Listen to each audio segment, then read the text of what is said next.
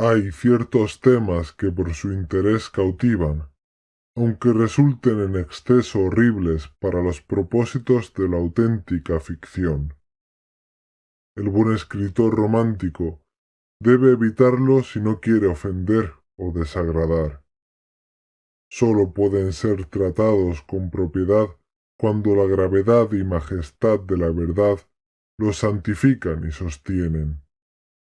Nos estremecemos, por ejemplo, con la más intensa de las penas agradables al leer los relatos del paso del Bereziná, del terremoto de Lisboa, de la peste de Londres, de la matanza de San Bartolomé o de la muerte por asfixia de los 123 prisioneros en el agujero negro de Calcuta. Pero en estos relatos lo que emociona es el hecho, la realidad, la historia. Como ficciones, nos parecerían sencillamente abominables. He mencionado unas pocas de las calamidades más destacadas y augustas de la historia, pero en ellas la extensión, no menos que el carácter de la calamidad, es lo que impresiona tan vivamente la imaginación. No necesito recordar al lector que, del largo y fantástico catálogo de miserias humanas, podría haber escogido muchos ejemplos individuales más llenos de sufrimiento esencial que cualquiera de esos inmensos desastres generales. La verdad desdicha, la última aflicción, en realidad es particular, no difusa. Que los horrorosos extremos de agonía los sufra el hombre individualmente y nunca el hombre en masa. Demos por eso gracias a un Dios misericordioso. Ser enterrado vivo es, sin la menor duda, la más terrorífica de las vivencias que jamás haya caído en suerte a un simple mortal. Que le ha caído en suerte con frecuencia, con mucha frecuencia, nadie en su sano juicio lo negaría. Los límites que separan la vida de la muerte son, en el mejor de los casos, borrosos e indefinidos. ¿Quién podría decir dónde termina una y dónde comienza la otra? Sabemos que hay enfermedades en las cuales acontece un cese total de todas las funciones vitales y, sin embargo, dicho cese es simplemente suspensión para darle su justo nombre. Es sólo una transitoria pausa en el incomprensible mecanismo. Transcurrido cierto período, algún invisible y misterioso principio pone en movimiento de nuevo los mágicos piñones y los maravillosos engranajes. La cuerda de plata no quedó desprendida para siempre, no quedó roto irreparablemente el vaso de oro, pero, entretanto, ¿dónde estuvo el alma? Sin embargo, aparte de la inevitable conclusión a priori de que tales causas deben producir tales efectos, de que la bien conocida incidencia de tales casos de muerte aparente debe llevar naturalmente en ocasiones a entierros prematuros, aparte de esta consideración, tenemos el testimonio directo de la experiencia médica y de la ordinaria para probar que un gran número de tales entierros ha tenido lugar en realidad. Yo podría referir ahora mismo, si fuera necesario, 100 ejemplos bien verificados. Uno de características muy asombrosas y cuyas circunstancias tal vez permanecen aún vivas en la memoria de algunos de mis lectores. Ocurrió no hace mucho en la vecina ciudad de Baltimore, donde causó una conmoción penosa, intensa y ampliamente extendida. La esposa de uno de los más respetables ciudadanos, abogado eminente y miembro del Congreso, cayó víctima de una repentina e inexplicable enfermedad que confundió por completo a sus eminentes médicos. Después de mucho padecer, murió, o se supuso que había muerto.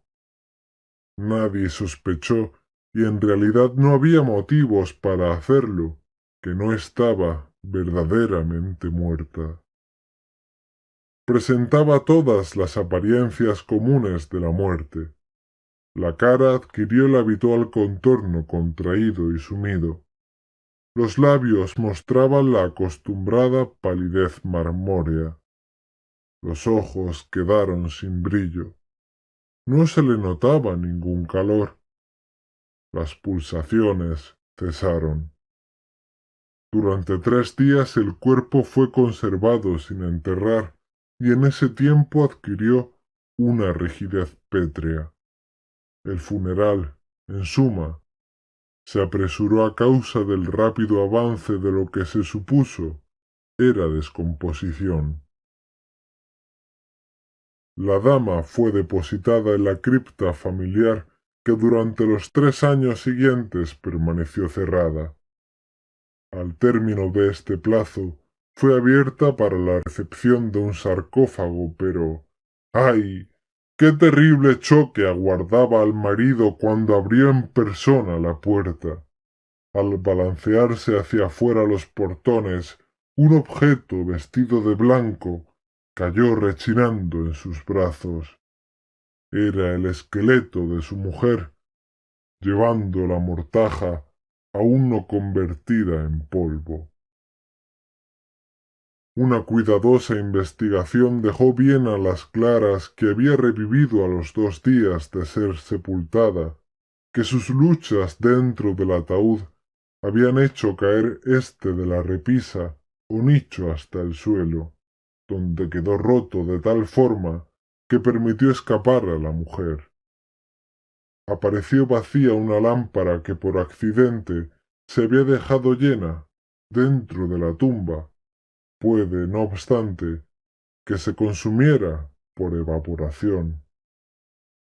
En los peldaños superiores de la escalera que descendía a la espantosa cámara había un gran trozo del ataúd, con el cual, al parecer, la mujer había intentado llamar la atención golpeando la puerta de hierro.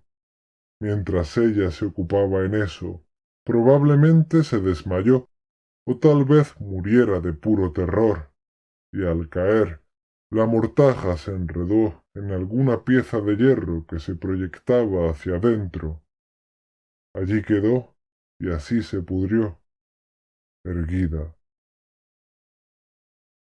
En el año 1810 ocurrió en Francia un caso de inhumación de un ser vivo, en circunstancias que contribuyen mucho a justificar la afirmación de que la verdad es ciertamente más extraña que la ficción.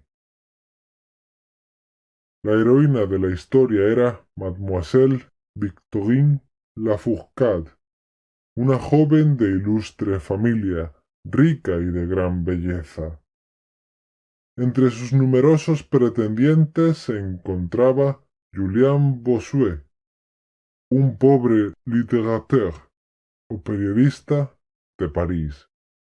Sus talentos y su amabilidad habían despertado la atención de la heredera, quien, al parecer, le amaba verdaderamente, pero el orgullo del linaje de la joven hizo por fin que tomara la decisión de rechazarlo y de casarse con Monsieur Renel, banquero y diplomático de cierto renombre.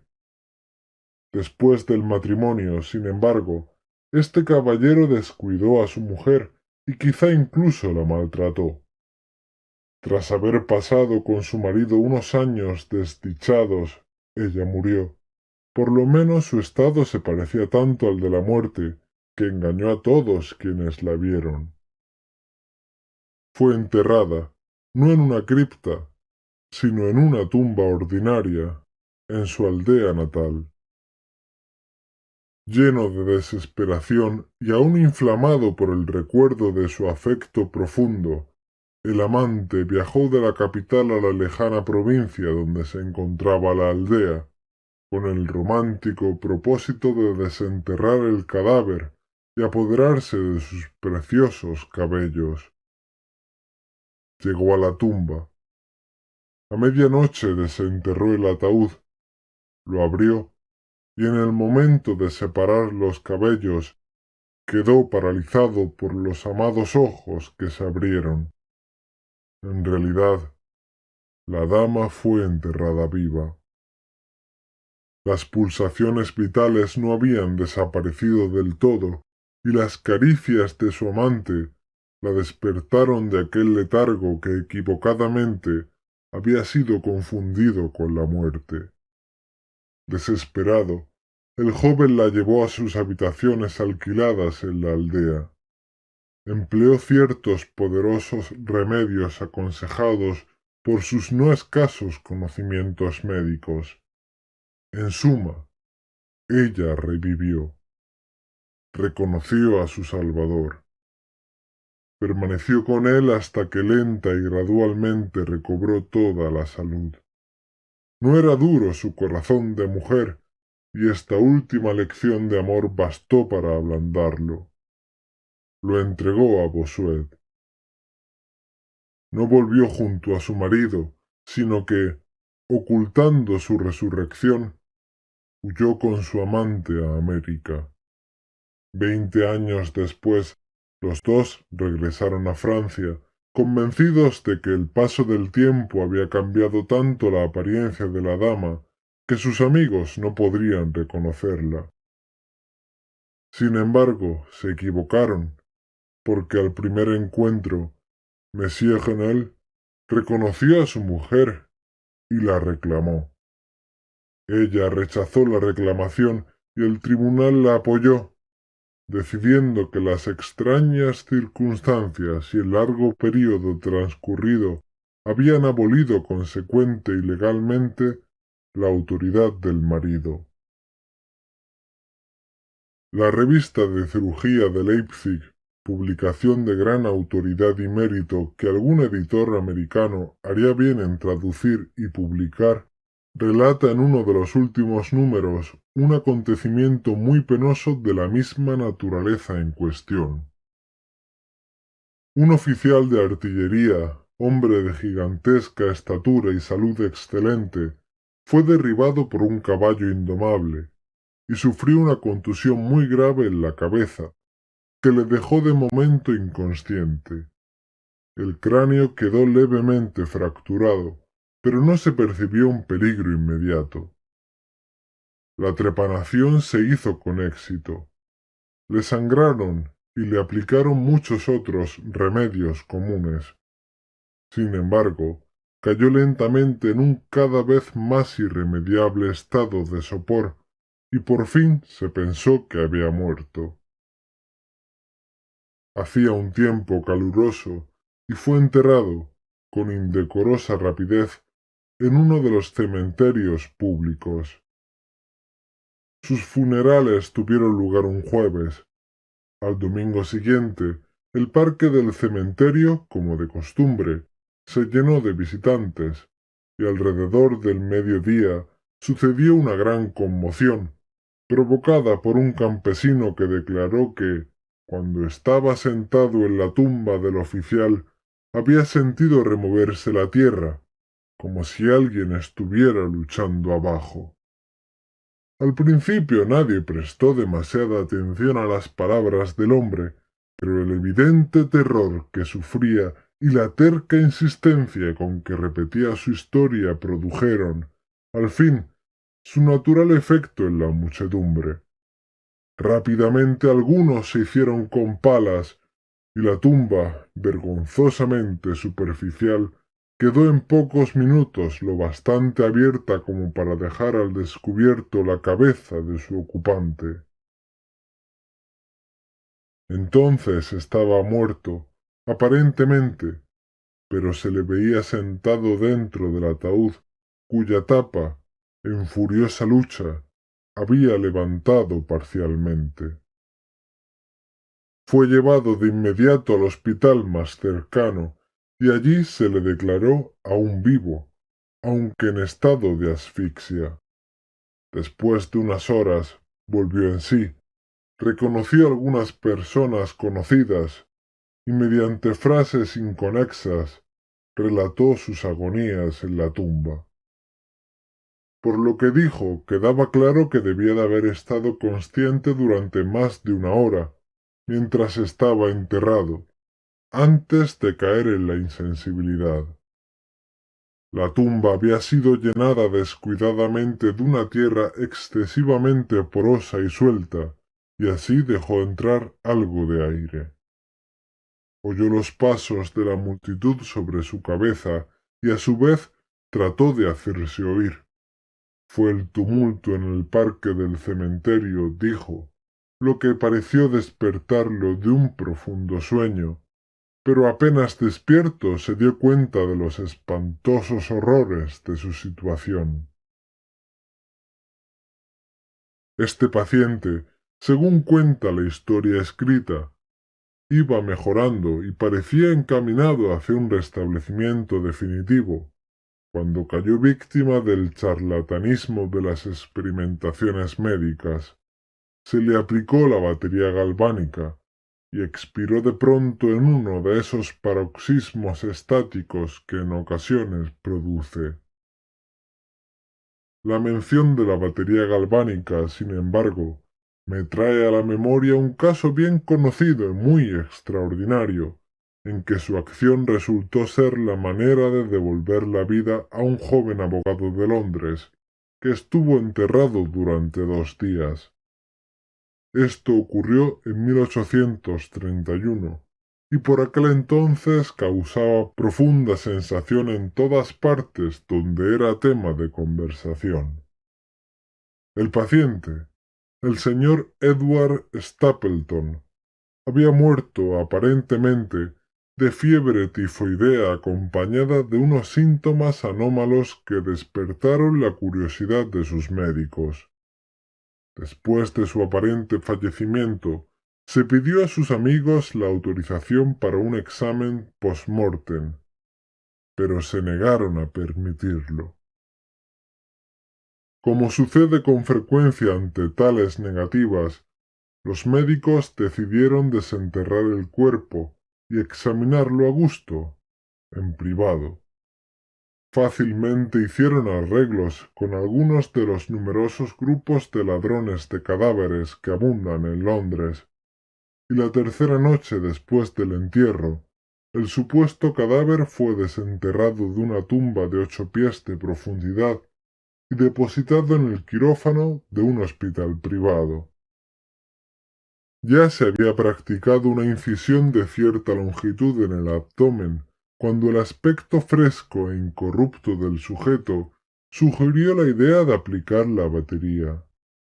Hicieron sucesivos experimentos y lograron los efectos acostumbrados, sin nada de particular en ningún sentido, salvo en una o dos ocasiones en las que cierta acción convulsiva señalaba un grado mayor del normal en la apariencia de vida. Se estaba haciendo tarde. Era casi la hora del amanecer y se juzgó oportuno, al fin, proceder enseguida a la disección. Sin embargo, un estudiante tenía especiales deseos de probar una teoría propia e insistió en aplicar la batería a uno de los músculos pectorales. Se hizo una tosca incisión y se apresuró a aplicar el alambre. Entonces el paciente, con un movimiento rápido pero nada convulsivo, se levantó de la mesa, dio un paso hacia el centro del cuarto, miró intranquilo a su alrededor unos instantes y entonces habló. Lo que dijo fue ininteligible, pero las palabras fueron pronunciadas y las sílabas se oyeron claramente. Después de hablar, cayó pesadamente al suelo. Durante unos momentos todos quedaron paralizados de asombro, mas la urgencia del caso pronto les devolvió la presencia de ánimo. Se vio que el señor Stapleton estaba vivo, aunque sin sentido. Después de administrarle éter, volvió en sí y rápidamente recobró la salud, retornando a la sociedad de sus amigos, a quienes, sin embargo, se les estuvo ocultando todo conocimiento de la resurrección, hasta que ya no se temía una recaída. Es de imaginar la maravilla de aquellos y su extasiado asombro. La peculiaridad más emocionante de este incidente, sin embargo, se encuentra en lo que afirmó el mismo señor Stapleton. Declaró que en ningún momento perdió todo el sentido, que de un modo borroso y confuso se daba cuenta de todo lo que le estaba ocurriendo desde el instante en que fuera declarado muerto por los médicos hasta aquel en que cayó desmayado sobre el piso del hospital. Estoy vivo, fueron las incomprendidas palabras que, al reconocer la sala de disección, había intentado pronunciar en aquel grave instante de peligro. Sería cosa fácil multiplicar historias como estas, pero me abstengo, porque de veras no nos hacen falta para establecer el hecho de que ocurren entierros prematuros. Cuando reflexionamos acerca de las raras veces en que, por la naturaleza del caso, tenemos la posibilidad de descubrirlos, debemos admitir que tal vez ocurren frecuentemente, sin que lo sepamos. En realidad, casi nunca se ha invadido con cierta amplitud un cementerio, por cualquier razón, sin que aparecieran esqueletos en posturas que sugieren la más espantosa de las sospechas. De veras es espantosa la sospecha, pero más espantoso es el destino. Puede afirmarse sin vacilar que ningún suceso resulta tan terriblemente cierto para inspirar la más extrema de las angustias físicas y mentales que el enterramiento antes de la muerte. La insoportable opresión de los pulmones, las emanaciones sofocantes de la tierra húmeda, la mortaja que se adhiere, el rígido abrazo de la estrecha morada, la oscuridad de la noche absoluta, el silencio como un mar que abruma, la invisible pero palpable presencia del gusano vencedor. Estas cosas, junto con los deseos del aire y de la hierba que crecen arriba, con el recuerdo de queridos amigos que volarían a salvarnos sólo con que se enteraran de nuestro destino, y la conciencia de que nunca pueden saberlo, de que nuestra suerte irremediablemente es la de los verdaderamente muertos. Estas consideraciones, digo, llevan el corazón aún palpitante a un grado de pasmoso e insoportable horror, ante el cual la imaginación más audaz retrocede. No conocemos nada tan angustioso en la tierra, no podemos ni soñar con nada tan horrible en los dominios del más remoto infierno.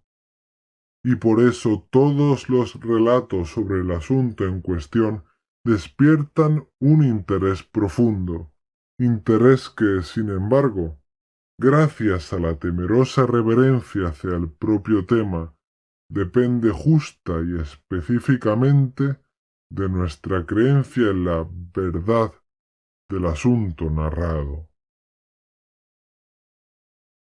Lo que voy a contar ahora es algo que corresponde a mi propio conocimiento, a mi propia, personal y verídica experiencia. Durante varios años había yo sufrido de ataques de ese raro trastorno que los médicos han decidido llamar catalepsia.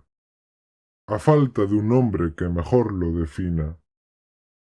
Aunque tanto las causas inmediatas como las predisposiciones e incluso la diagnosis misma de esta enfermedad siguen siendo misteriosas, su carácter evidente y manifiesto es bien conocido.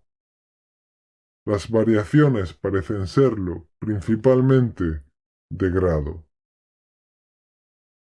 A veces, el paciente se queda un solo día o incluso un periodo más breve en una especie de exagerado letargo. Está inconsciente y externamente inmóvil, pero las pulsaciones del corazón aún se perciben débilmente. Quedan unos indicios de calor. Una leve coloración persiste en el centro de las mejillas y, al aplicar un espejo a los labios, podemos detectar una torpe, desigual y vacilante acción de los pulmones. Otras veces el trance dura semanas y aun meses, mientras el examen más cuidadoso y las pruebas médicas más rigurosas no logran establecer ninguna diferencia material entre el estado de la víctima y lo que concebimos como muerte absoluta. Por regla general, lo salvan del entierro sus amigos, que saben que sufría anteriormente de catalepsia y que alimentan la consiguiente sospecha, corroborada sobre todo por la ausencia de la corrupción. El progreso de la enfermedad es, por fortuna, gradual. Las primeras manifestaciones, aunque marcadas, son inequívocas. Los ataques son cada vez más característicos y cada uno dura más que el anterior. En ello reside la mayor seguridad de cara a evitar la inhumación. El desdichado cuyo primer ataque tuviera la gravedad con que en ocasiones se presenta, sería casi inevitablemente llevado vivo a la tumba. Mi propio caso no difería en ningún detalle importante de los mencionados en los textos médicos. A veces, sin ninguna causa aparente, me hundía poco a poco en un estado de semisíncope o casi desmayo, y en ese estado, sin dolor, sin capacidad de moverme o realmente de pensar, pero con una borrosa y letárgica conciencia de la vida y de la presencia de los que rodeaban mi cama, duraba hasta que la crisis de la enfermedad me devolvía, súbitamente, al perfecto conocimiento. Otras veces el ataque era rápido, impetuoso. Me sentía enfermo, aterido, con escalofríos y mareos, y así caía postrado enseguida. Entonces, durante semanas, todo estaba vacío, negro, silencioso, y la nada se convertía en el universo. La total aniquilación no podía ser mayor. De estos últimos ataques despertaba, sin embargo, lenta y gradualmente, en contra de lo repentino del acceso. Así como el día amanece para el mendigo que vaga por las calles en la larga y desolada noche de invierno, sin amigos y sin casa, así tan lenta, tan cansada, tan alegre volvía a mí la luz del alma. Pero aparte de esta tendencia a caer en trance, mi salud general parecía buena, y no podía percibir que le afectara en absoluto esa sola enfermedad, a no ser que en efecto una peculiaridad de mi sueño normal pudiera considerarse como provocada por ella. Al despertarme nunca podía recobrar enseguida el uso completo de mis facultades, y permanecía siempre durante largo rato en un estado de azoramiento y perplejidad ya que las facultades mentales en general y la memoria en especial se encontraban en absoluta suspensión. En todos mis padecimientos no había sufrimiento físico, sino una infinita angustia moral. Mi imaginación se fue tornando sepulcral. Hablaba de gusanos y tumbas y epitafios. Me perdía en meditaciones sobre la muerte y la idea del entierro prematuro se apoderaba de mi mente. El espeluznante peligro al cual estaba expuesto me obsesionaba día y noche. Durante el primero, la tortura de la meditación era excesiva. Durante la segunda, era suprema. Cuando las tétricas tinieblas se extendían sobre la tierra, entonces, con absoluto temor a pesar, temblaba, temblaba como las trémulas plumas de un coche fúnebre.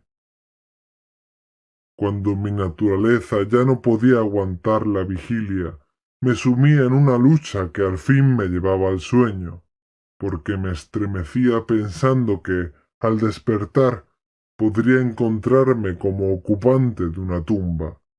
Y cuando, por fin, me hundía en el sueño, lo hacía solo para caer de inmediato en un mundo de fantasmas sobre el cual flotaba con inmensas y tenebrosas alas negras la única, predominante y sepulcral idea. De las innumerables imágenes melancólicas que me oprimían en sueños, elijo para mi relato una visión solitaria. Creí que estaba inmerso en un trance cataléptico de más duración y profundidad que lo normal. De repente sentí una mano helada en mi frente y una voz impaciente, farfullante, susurró en mi oído la palabra «¡Levántate!». Me incorporé. La oscuridad era total. No podía ver la figura del que me había despertado. No podía recordar ni la hora en que había caído en trance, ni el lugar en que me encontraba entonces.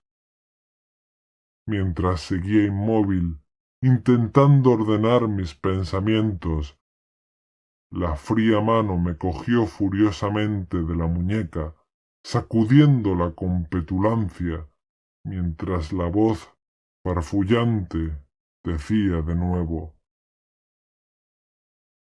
«¡Levántate! No te he pedido que te levantes». «¿Y tú?», pregunté. «¿Quién eres?». «No tengo nombre en las regiones donde habito», replicó la voz tristemente. «Fui mortal y soy espectro. Era despiadado, pero ahora soy piadoso. Sientes que me estremezco. Me rechinan los dientes mientras hablo, pero no es por el frío de la noche sin fin. Mas este horror es insoportable. ¿Cómo puedes tú dormir tranquilo? No me dejan descansar los gritos de estas grandes agonías. Estos espectáculos son más de lo que yo puedo soportar.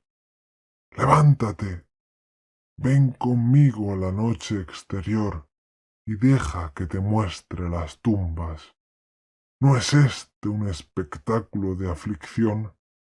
Mira, mira». Miré y la figura invisible que aún me aferraba a la muñeca había logrado que se abrieran las tumbas de toda la humanidad, y de cada una salía el débil resplandor fosfórico de la descomposición, de modo que pude ver sus más escondidos rincones y allí mirar los cuerpos amortajados en su triste y solemne sueño junto al gusano.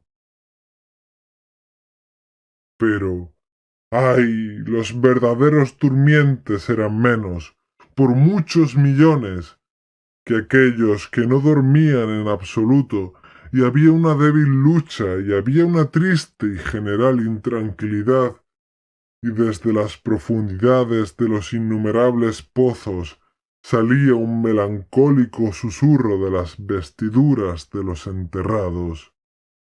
Y, entre aquellos que parecían reposar tranquilos, vi que un inmenso número había cambiado, en mayor o menor grado, la rígida e incómoda postura en que fueron originalmente sepultados.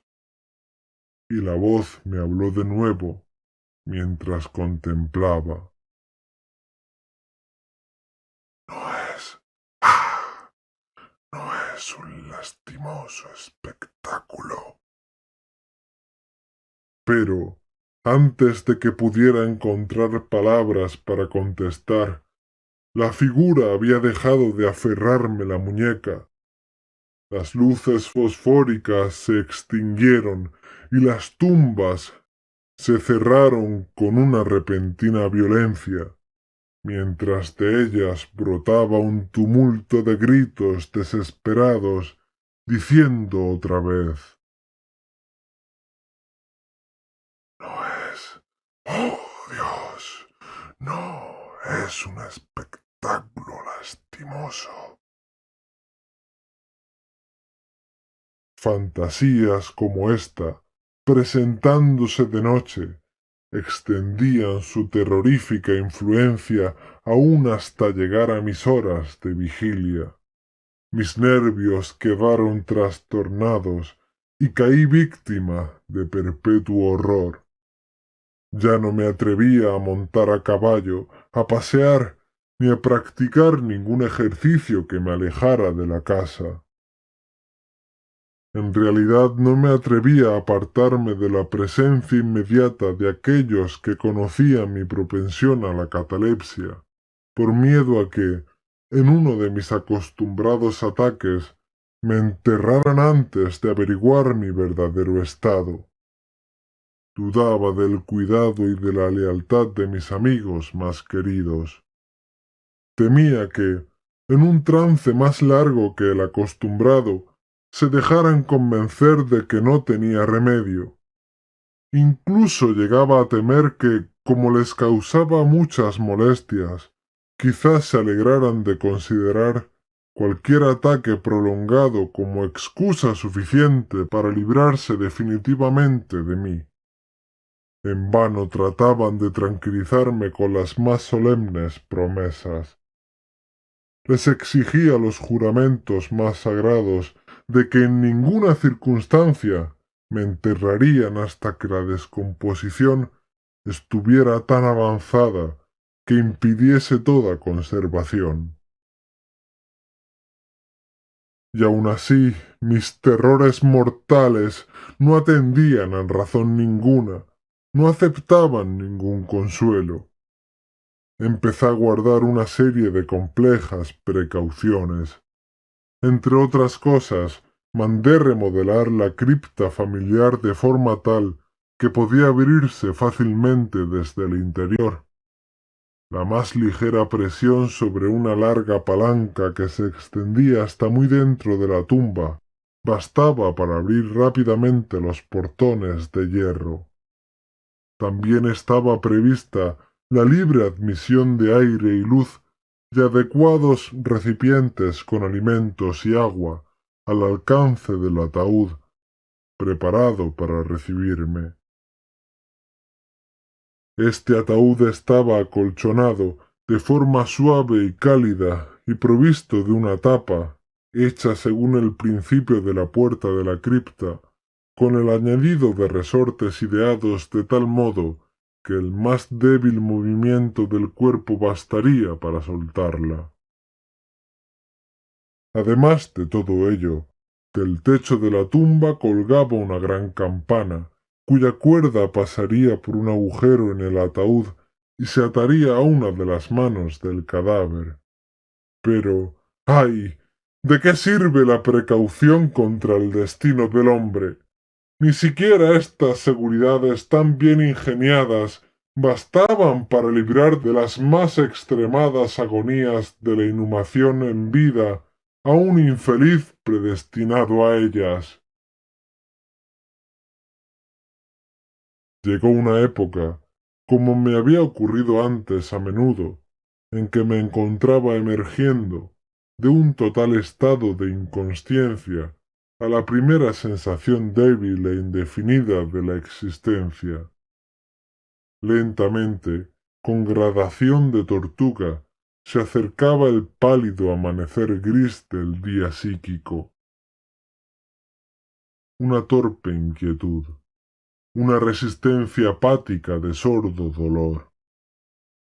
Ninguna preocupación, ninguna esperanza, ningún esfuerzo. Entonces, después de un largo intervalo, un zumbido en los oídos. Luego, tras un lapso aún más largo, una sensación de hormigueo o comezón en las extremidades. Después, un período aparentemente eterno de placentera quietud, durante el cual los sentimientos que se despiertan luchan por transformarse en pensamientos. Más tarde, un breve hundimiento en la negación del ser. Luego, un súbito restablecimiento.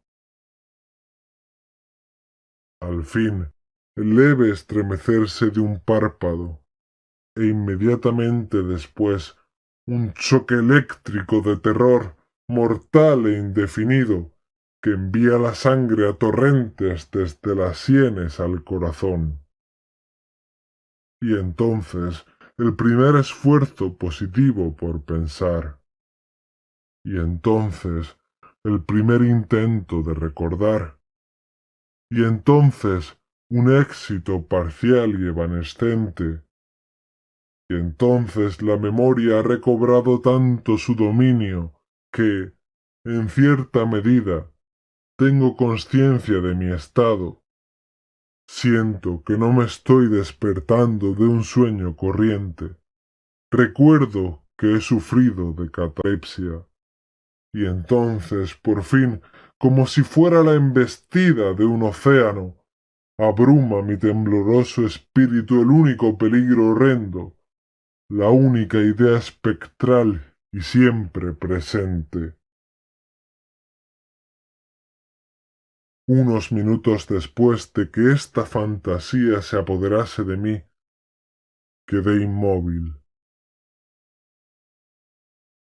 ¿Y por qué? No podía reunir el valor suficiente para moverme. No me atrevía a hacer el esfuerzo que desvelara mi destino. Sin embargo, algo en mi corazón me susurraba que era seguro. La desesperación, tal como ninguna otra clase de desdicha produce jamás, sólo la desesperación me empujó, después de una profunda duda, a abrir mis pesados párpados. Lo hice.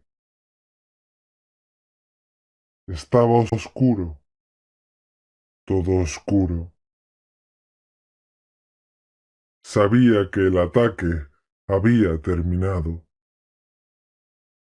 Sabía que la manifestación más crítica de mi trastorno había pasado hacía mucho. Sabía que, a la sazón, había recuperado el uso de mis facultades visuales y, sin embargo, estaba oscuro. Todo oscuro. La intensa y absoluta falta de luz de la noche que dura para siempre.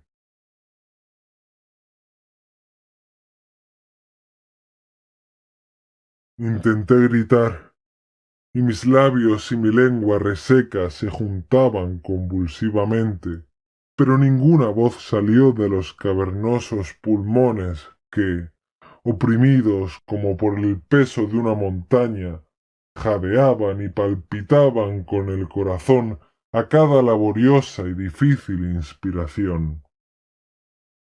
El movimiento de las mandíbulas en el esfuerzo por gritar me demostró que estaban atadas como se les hace a los muertos. Sentí también que yacía sobre alguna materia dura y a la par mis flancos se hallaban estrechamente prietos por algo semejante. Hasta entonces no me había atrevido a mover ningún miembro, pero al fin levanté con violencia mis brazos, que estaban rígidos, con las muñecas cruzadas. Chocaron contra madera sólida, que se extendía sobre mi cuerpo a una distancia de sólo 6 pulgadas de mi cara. Ya no dudaba de que reposaba al fin dentro de un ataúd. Y entonces, en medio de todas mis infinitas desdichas, vino dulcemente el querubín de la esperanza, porque pensé en mis precauciones. Me retorcí e hice espasmódicos esfuerzos para abrir la tapa. No se movía. Me toqué las muñecas buscando la cuerda de la campana. No la encontré.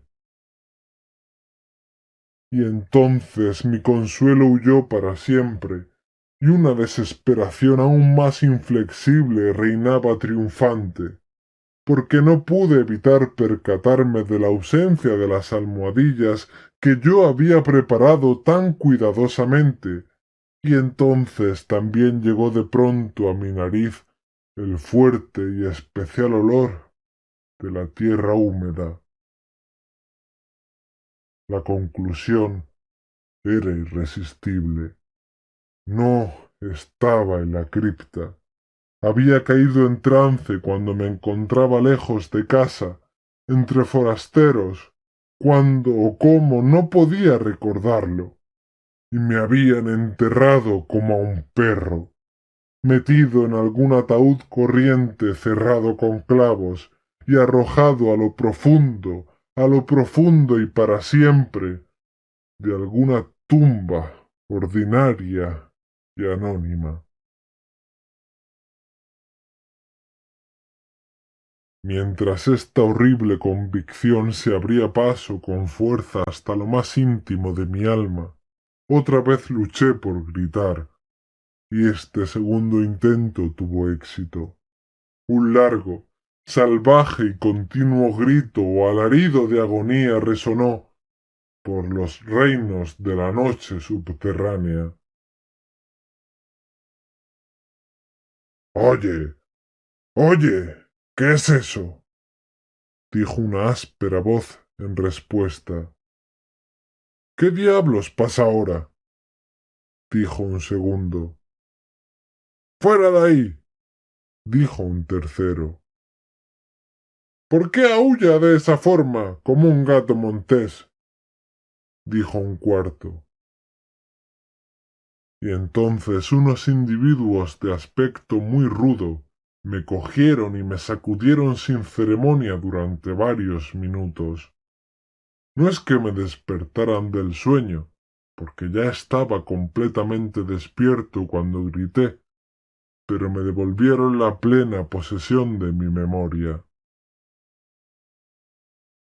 Esta aventura ocurrió cerca de Richmond, en Virginia.